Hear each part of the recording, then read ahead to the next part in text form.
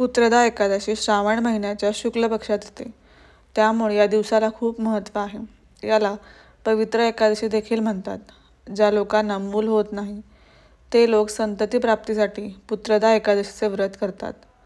एकादशीच्या दिवशी भगवान लक्ष्मी नारायण यांची पूजा करणे खूप महत्त्वाचे मानले जाते. त्यामुळे पुत्रदा एकादशी कधी आहे आणि तिचे महत्त्व काय आहे हे आपण पाहूया. पुत्रदा एकादशी वर्षातून 2 वेळा येते. पहिली श्रावण महिन्यात आणि दुसरी पौष महिन्यात येते. श्रावण महिन्यात येणाऱ्या पुत्रदा एकादशीला विशेष महत्त्व आहे. एकादशी तिथी भगवान विष्णूंना समर्पित आहे. त्यातच आता श्रावण महिना चालू आहे. श्रावण महिन्यात भगवान शंकराची पूजा करतात. त्यामुळे श्रावण महिन्यातील पुत्रदा एकादशीला भगवान शंकर आणि विष्णू दोघांचीही कृपा मिळण्याची संधी आहे. या दिवशी तुमची संतती प्राप्तीची इच्छा पूर्ण होऊ शकते. पुत्रदा एकादशीचे महत्त्व.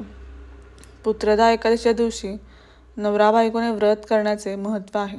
तसेच विधीपूर्वक आणि नियम पाळून पूजा करावी, त्यामुळे संतान प्राप्तीची शक्यता वाढते. यासोबत भगवान विष्णू आणि शिव आपल्या भक्तांना सुखसमृद्धीचा आशीर्वाद देतात. एकादशीचे व्रत केल्याने लोकांचे दुःख आणि पीडा, समस्या, त्रास दूर होतात अशी मान्यता आहे. पुत्रदा एकादशी शुभ मुहूर्त.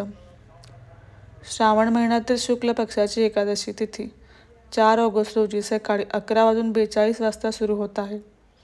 ही तिथी 5 ऑगस्ट रोजी दुपारी 1:13 वाजेपर्यंत असणार आहे. सूर्योदयाच्या वेळेनुसार एकादशी 5 ऑगस्टला आहे, त्यामुळे याच दिवशी व्रत केले जाईल. या दिवशी ज्येष्ठा नक्षत्रासोबत रवियोग पण आहे. तसेच सकाळी 4:20 ते 5:02 पर्यंत ब्रह्ममुहूर्त आणि दुपारी 12 ते 12:54 पर्यंत अभिजित मुहूर्त आहे. हे मुहूर्त खूप चांगले मानले जातात. हे मुहूर्त शुभ कार्य आणि पूजापाठ करण्यासाठी उत्तम आहेत.